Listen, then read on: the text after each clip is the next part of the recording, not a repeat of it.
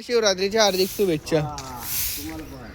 तर मित्रांनो, तुम्हाला समजलं असेल कशाबद्दल आपला ब्लॉग आहे. तर आज होती महाशिवरात्री आणि मस्त तयार होऊन निघालो मंदिराला.